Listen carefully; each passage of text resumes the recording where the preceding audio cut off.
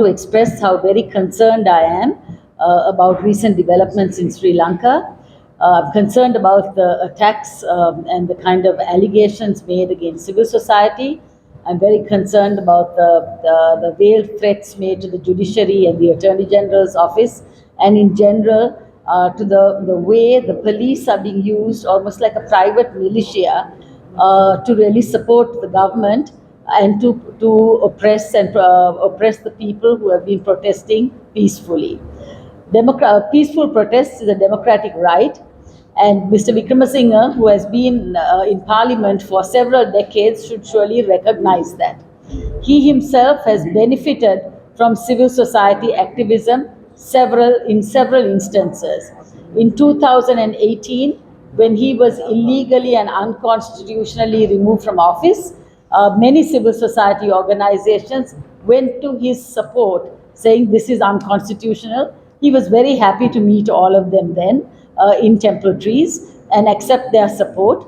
But now that they're speaking out against his actions against the Aragalaya group, now civil society has become public enemy number one. He speaks of us as if we are some illegal groupings of people depending on foreign funding. That has become a threat code word.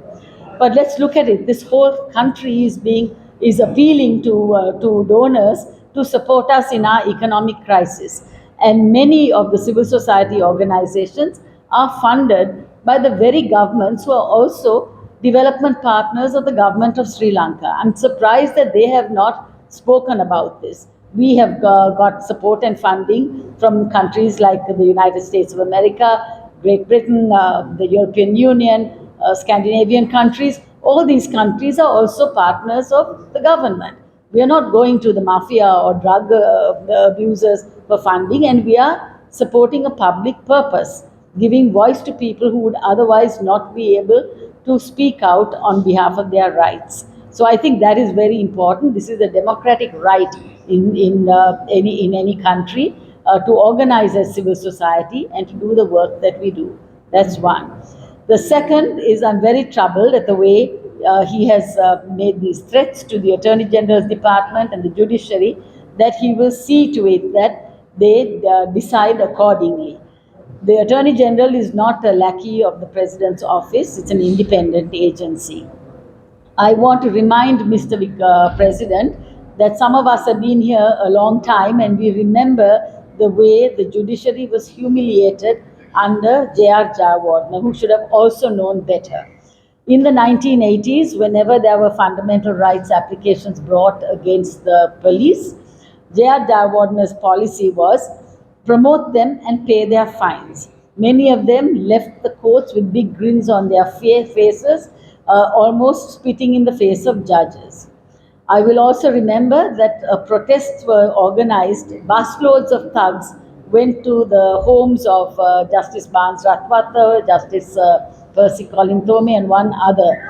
I can't remember the name, but I'm sure Mr. Vikramasinghe will remember the name, because the government of the day was alleged to have been responsible for that.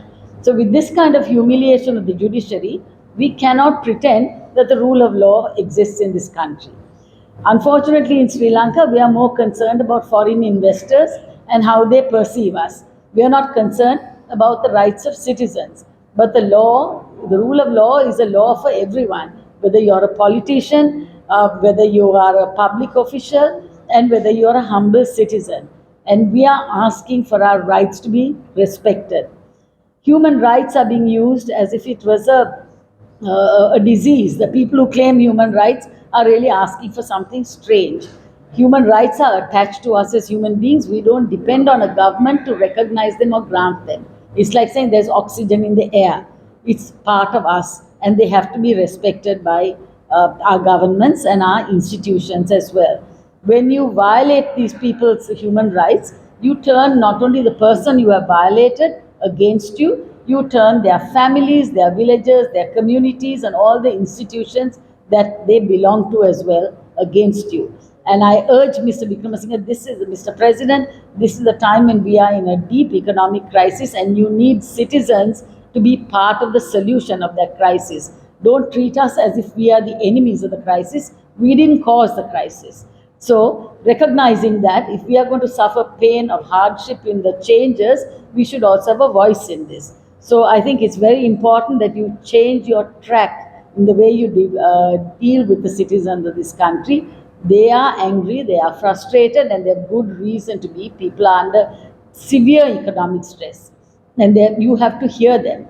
And you don't. The answer is not to lock them up when they speak. Thank you.